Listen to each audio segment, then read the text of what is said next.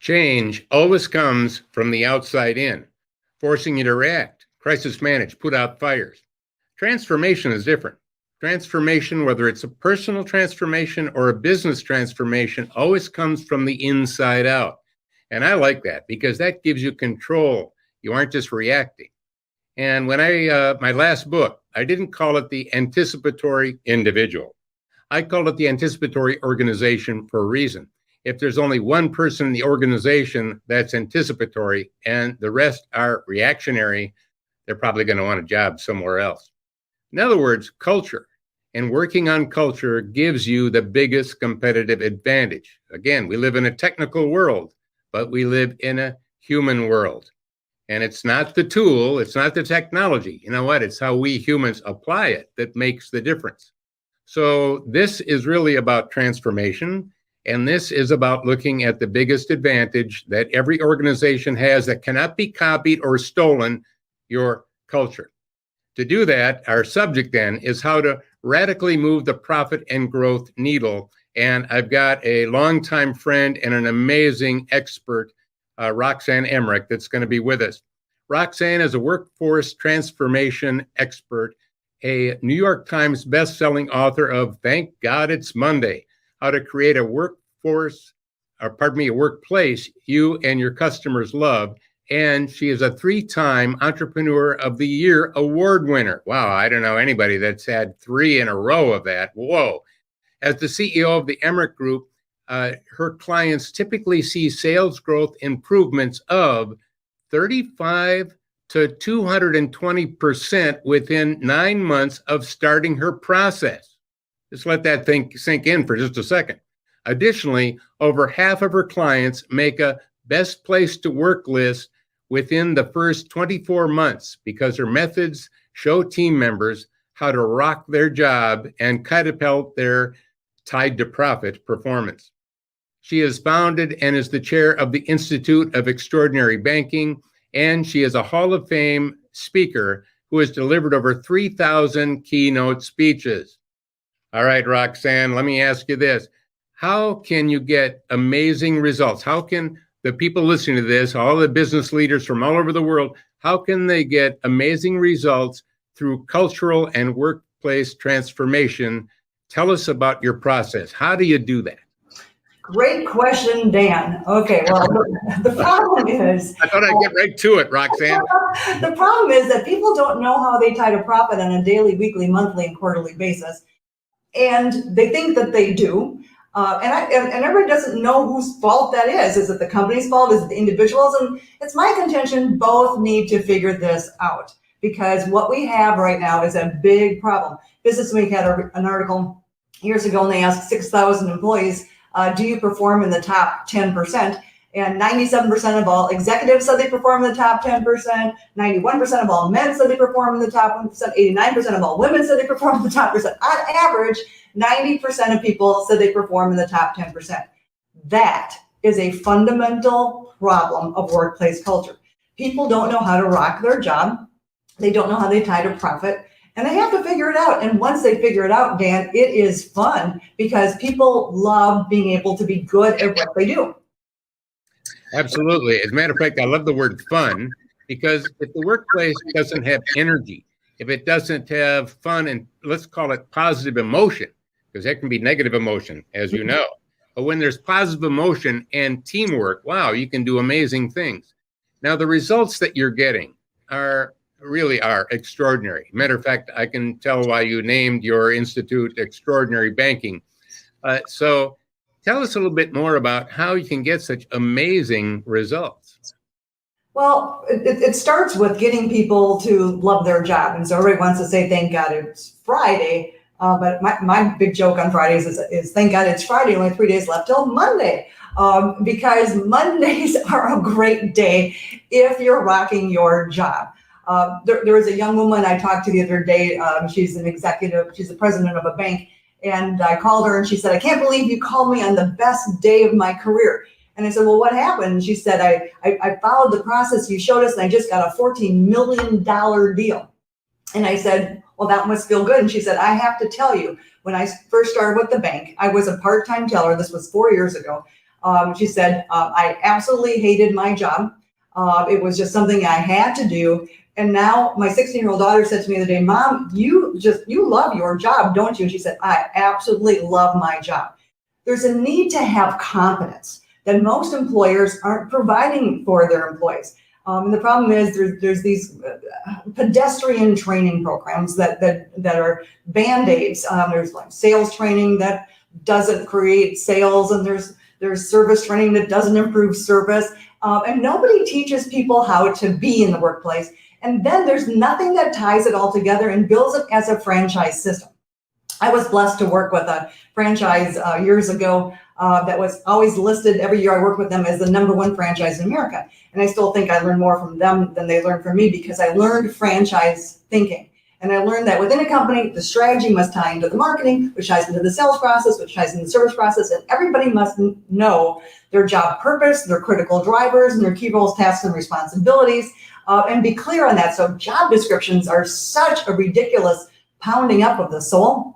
It's shooting wildly toward mediocrity. Who wants to call home to their sweetheart and say, "Oh, honey, I had a really average day today"? Nobody wants to perform average. They want to rock their job. So fundamentally, we have to tell them how to rock their job and what rocking their job looks like, and that is missed in almost every company that we've ever worked with. And sadly, if you look at the stats right now, what was it, 47 million people left their job last year voluntarily. And those who remain are very unhappy with their jobs. 72% of those who left their jobs want to go someplace else again. And so the workplace is messed up right now. And if we don't fix this, we're talking about the turnover tsunami. This is going to continue until we figure out what culture really is. And the problem is everybody's talking about culture, but they don't know what it is, and they don't know how to make it great. Well, and I was talking to an executive not long ago, and I was mentioning extraordinary employees and extraordinary leaders. And they said, well, how do I want to hire extraordinary people. How do I find them? And my answer was, well, they already work for you. Mm-hmm. You haven't just empowered them to be extraordinary. You haven't helped them to become extraordinary. And regarding the Great Resignation, as it's being called, some of the latest research is showing that the vast majority of people aren't leaving the company. They aren't quitting the company. You know what they're quitting? They're quitting their boss. Yes. They're quitting their boss. Now, by the way, that sounds to me like a management leadership problem right there. So there's a lot of work. So tell me what your thinking is about this, because, I work with a lot of different clients and big numbers, and always on their list over the last several years, especially, is attracting and retaining talent is one of the biggest issues. And it used to be lower on the totem pole. Now it's like #1 next to supply chain. So attracting and retaining talent when people are leaving. How do you attract and retain talent with the methodologies that you teach? Tell us a little bit about that, because that's like top of mind of almost everybody. How do I do that? It is. Let's start with retention, Dan, and make sure you back me up if I miss how to go find them. Okay. Retentions, you're absolutely right. They're in your workplace. And I can't tell you how many times I've got these CEOs pulling out their hair going, I don't have the right executive team. They're a mess. And I'm like, okay, who do you have at the front line who is bright and ambitious and will learn things fast? And let's put them in an extremely accelerated program. And I promise you, in 9 months, I can turn out an executive. Like when I did MBA graduate work, I got to tell you, Dan, so much of the information was, that's interesting. But having been I got started with this because I had been a business loan officer in my first job out of college. And I kept looking and going, well, some of these businesses are making a lot of money and some of them are struggling, and success leaves clues. So do the problems.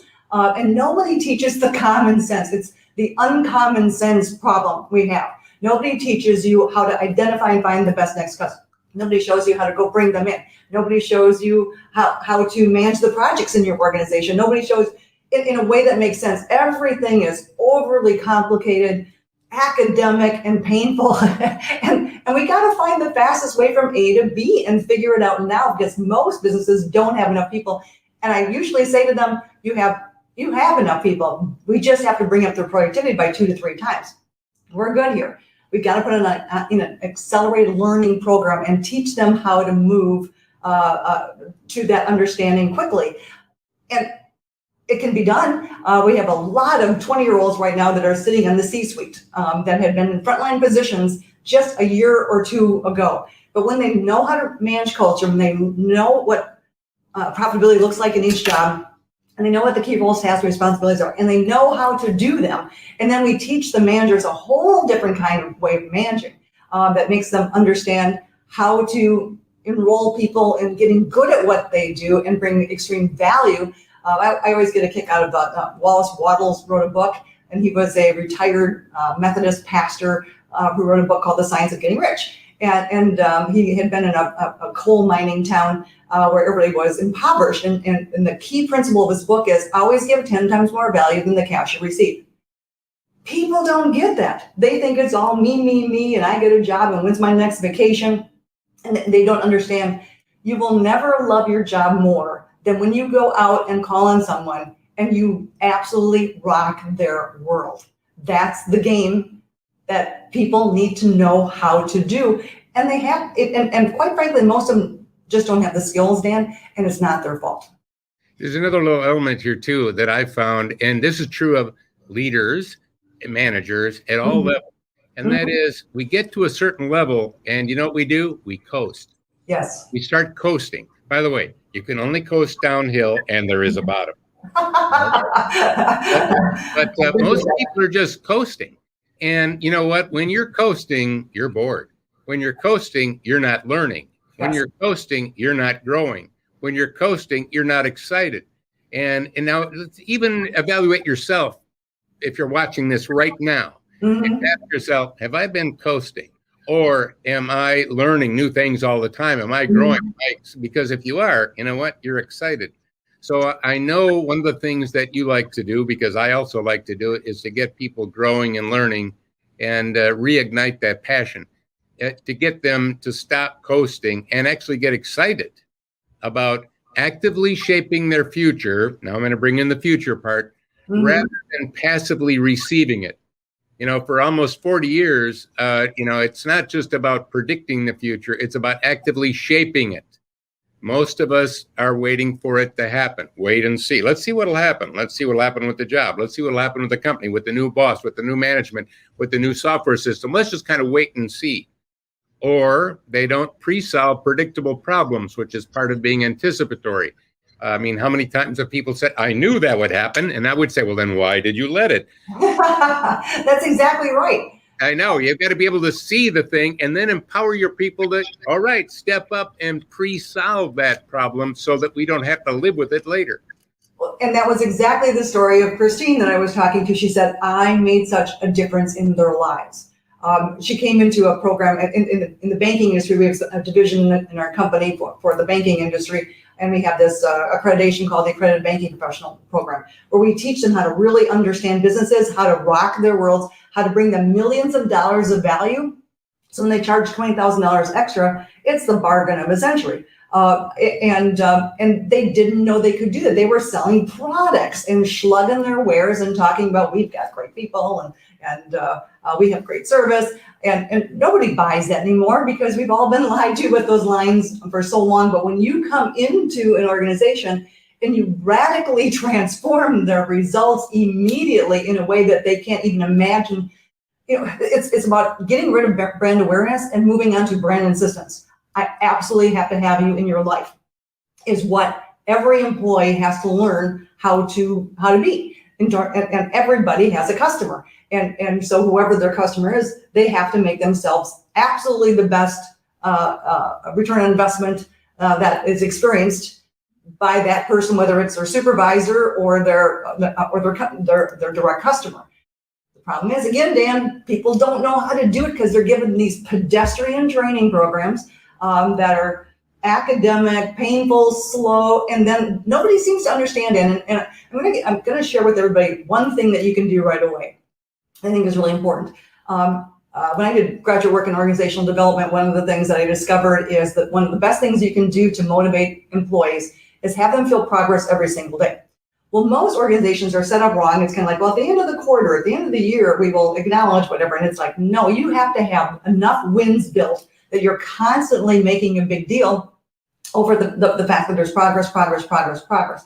And companies aren't built for that. And so these people are off laboring, feeling like they're lost, not feeling that, like we have a process in the sales process where they win an ace. Woohoo, okay, great. That's one step. Yay, you're closer to a deal.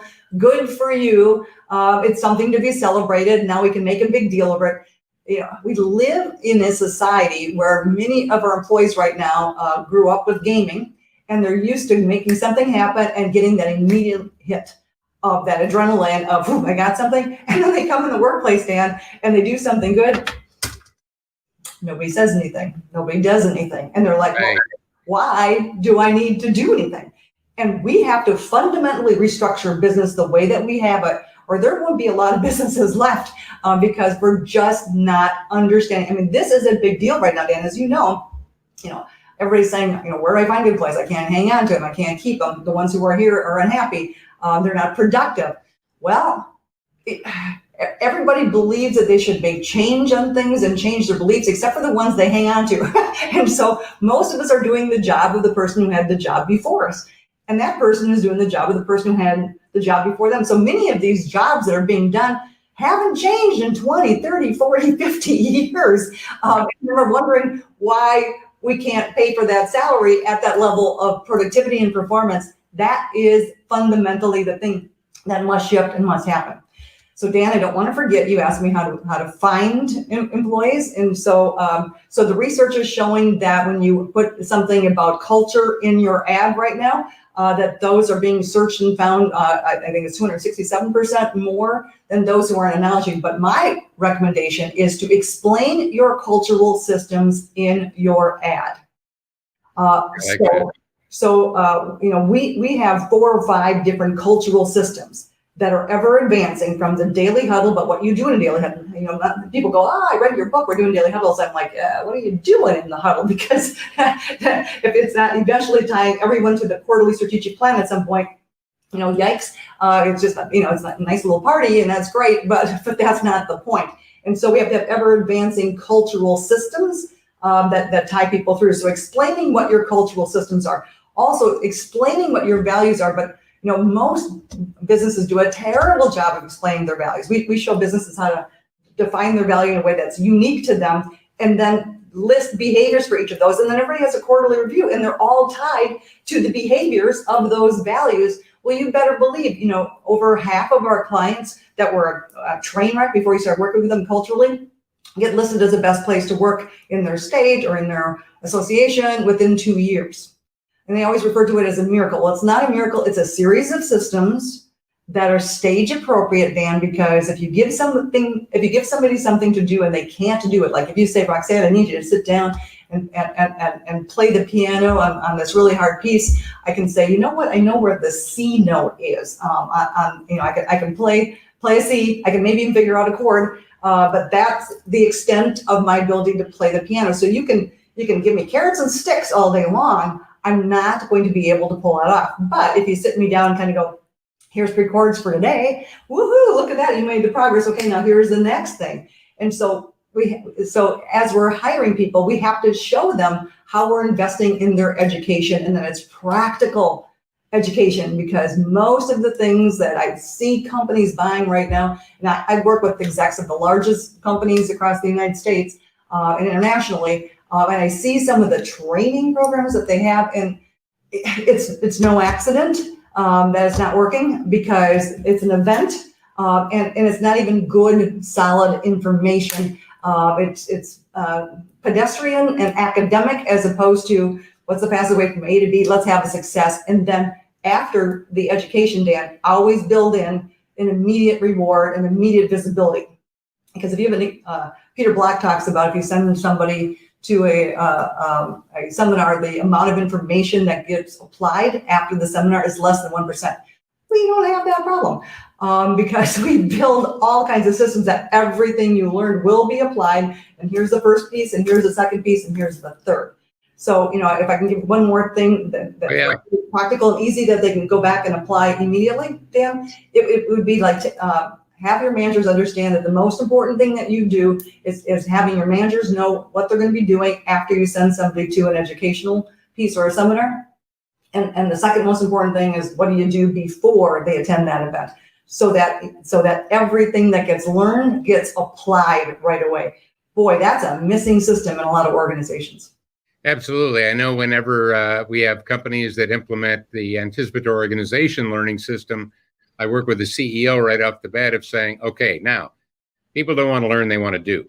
So what we want to do is they will learn certain things, and then each one of the teams have to report to the executives what they're doing based on the learning, what profit they're making, what's the growth curve, what are they doing in the first week, month. And in other words, they got to create a plan out of what they learned. Well, now you can't just passively learn it. I'm going to have to actually learn this. And apply it. And apply it, exactly. The second thing. That's why you're the master, Dan. I mean, and that's why you've been such a success story for so many years, is there's a lot of people pontificating about, here's what's happening in the future and here's some things to do. And but you've been, gosh, we won't even mention anybody how many years we've known each other, because that might I mean, just think of the impact you've had on the world in that period of time. It's been remarkable, but it's because you understand how to make things applicable. That's the missing piece. That's the thank God it's Monday piece that I'm talking about, is show people how to rock their jobs. They're begging for it. Well, speaking of that, let's put up your book, because you've got a number of books. They're all great, but you can take a picture of this and or put your phone up and get it. I really, if you like what Roxanne is talking about, and I sure hope you do, this is a way to get started on it. Secondly, notice the website. You go to that website, you'll find all sorts of tools. And in the beginning, you did something I like, and that is something called focus. And you focused on banking, credit unions, banks, and financial service. But what you've done is created such an amazing system that's got such amazing results that you branched out beyond financial services to many other types of companies, because I know many of your systems, and I know they apply across the board. Any company could apply any of these things. So where does one start?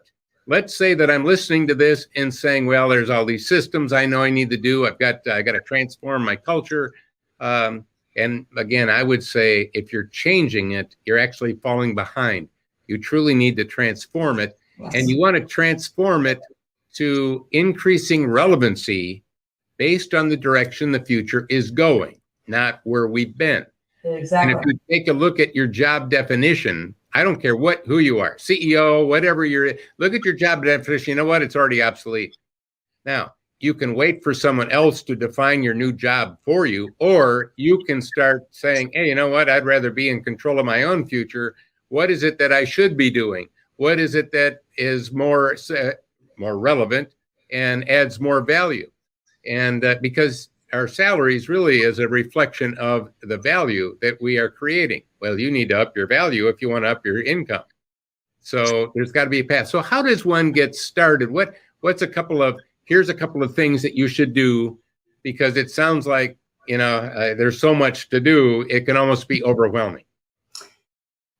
Well, that's a good point. Like, we had a bank years ago, and they had not been very successful. And in the first 3 days you work with them, they grew more than they had in the previous 10 years combined. And so the CEO called me and said, well, what comes next? I said, man, if I tell you everything, you're just going to go into overwhelm and then nothing gets done. Exactly. I understand that totally. I can't tell them everything either, because I understand that. Exactly. So I said, we're going to give you 3 things at a time. We'll give you the templates, the blueprints, the tools, the coaching, all the educational pieces for your people to implement it. We'll double check your work, make sure everything is right. We'll build great success, and then we'll build the next one. Well, we've been with that client for over 20 years now, and they are infinitely bigger than what they had been at that time. And the CEO said to me the other day, gosh, it never ends. There's always the next thing to build. And it's like, so it's about building the system. So my suggestion is start with something simple and easy and have a big win. And so, like, I'll give you an example, Dan. One of the first things we do when we start working with an organization is we teach them the lowest hanging fruit is how you answer your phones, and most businesses it's an abomination. What happens there is frightening. And we have the audios to prove it. and so, and even the ones who tell us, oh no, we'll be great, we have great people. It's like, well, you'll want to listen to these mystery shops then, because they're astonishing. And so one of the first things we do is we basically say, okay, how are you going to answer the phones? And then let's mystery shop it. And then we have a whole system where we basically say, here's how you coach the people, here's how you move it up. And most of the organizations will triple their mystery shopping scores from about 3 to over 9 within 6 weeks. And then I say, okay, this wasn't even about the mystery shopping. It wasn't about the phone experience, although that is a side benefit. It was about teaching your people that when we say we're going to move a needle, hang on to your shorts. It's going to be fun. It's going to be a ride, and our clients are going to notice, and you will feel good about yourself. And then we will build a system to keep that needle up, and we're going to start this process all over again in something more complex, more necessary, more important. And so my coaching is find something small to move it along. I have a special report that we're doing a research project on right now that's coming out soon that will show the missing elements in workplace culture. I just think, I've been in business for a long time. I've advised lots of businesses. I don't know where some of this stuff came from. I used to teach at the University of Wisconsin Management Institute and taught a lot of Fortune 500 executives. And there are these beliefs that, when I was doing grad work, Dan, I got to tell you, I went to the professor after I had the strategic planning course, and I said, say, have you ever used this process with a business? Because I have, and I can tell you it doesn't work. So we designed our own strategic planning process that actually works, where they get all the numbers and they get everything implemented. Who knew that could happen, right? And so I would say challenge the beliefs that you have in your organization. Take one of those sacred cows down at a time, build a faster, better system.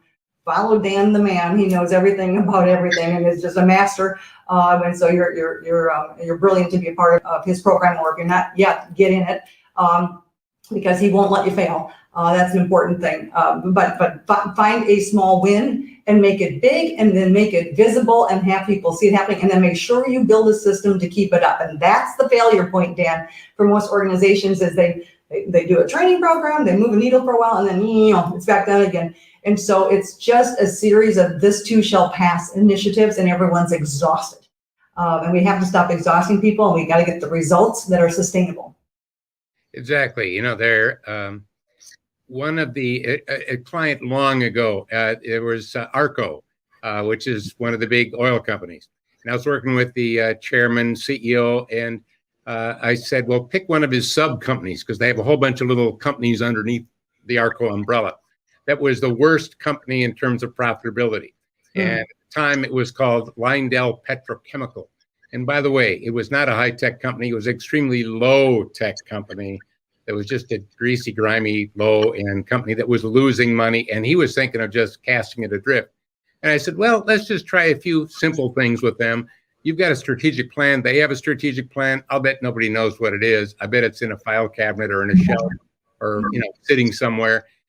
What if every employee knew the 3 strategic imperatives to accelerate growth? Would that make a difference? And I said, I think so. I'm going to work at doing that. So we got everybody to, and I remember I was sitting in LA at their giant building in the board of directors room. And I said, well, they know it, because I said, well, make a call anybody at the plant. So he called the guard at the gate of Lyndell Petrochemical and said, what are the strategic imperatives? And he rattled them off. Nice. In 1 year, they grew 2,000% in 1 year. And that's all they did. That was the only difference. Yeah. Now, that was it. Nobody knew what profit was. Nobody knew what profit was. Nobody knew what the imperatives were. So as Roxanne was saying, it starts small. By the way, did that start spreading within Arco and the rest of the whole thing? Well, yes. Mm-hmm. So do we even know what it is that I'm supposed to be doing, where the company is going? Do we have any kind of a vision? And one other little thing I'll point out and then let you tag off of it, and that is because of where we're at technically, again, technology is accelerating beyond exponential levels right now, giving us beyond exponential opportunity to not just change, but transform every business process. But if you can transform, not change, but transform every business process, you'll never get around to it because of a principle I'll share right now. And that is scarcity brings abundance, abundance brings scarcity. There's what I mean by that. If you can do anything, you can't think of what to do. You need to limit it. You need to bring it down. In this case, pick a process, one process, not all the processes. Pick one process to transform. And like you, I like low-hanging fruit that takes less time, takes less money, will create results faster. And to do that, now I have to get the people involved.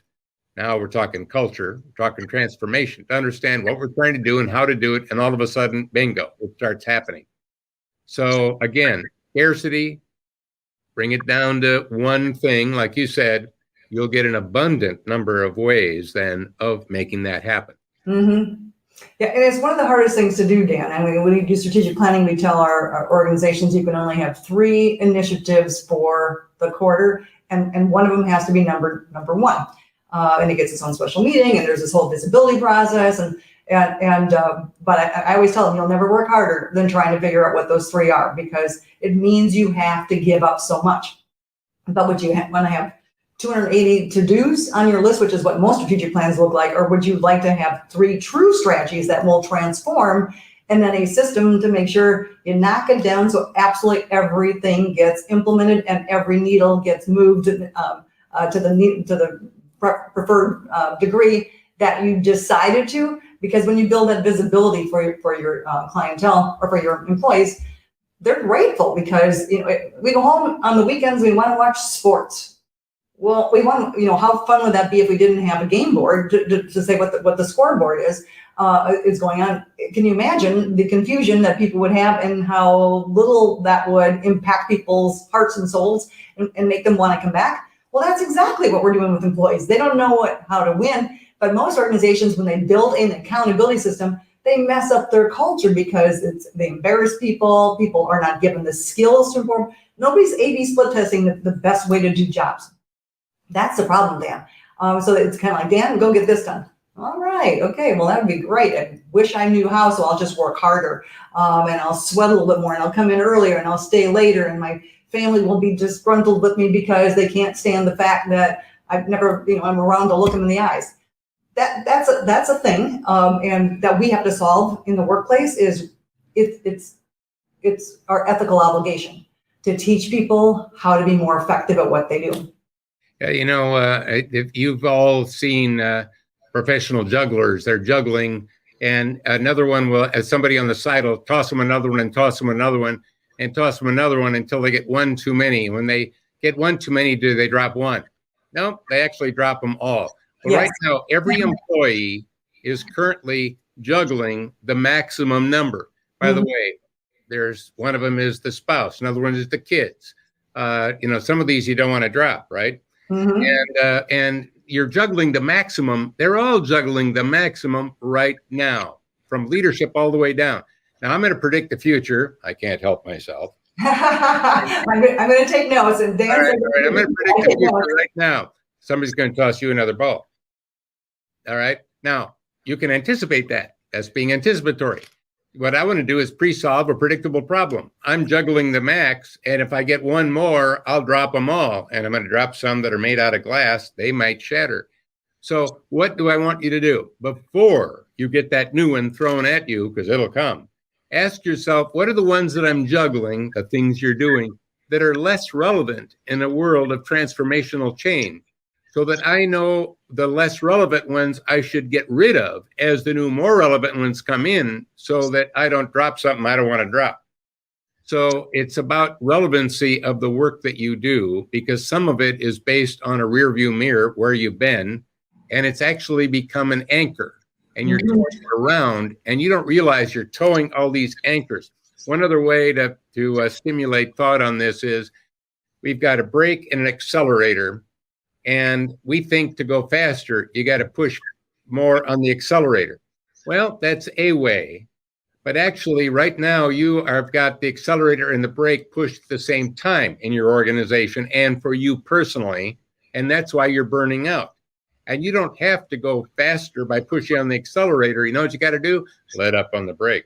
Mm-hmm. By letting up on the brake, oh, you'll go faster without even having to put more effort in on the accelerator.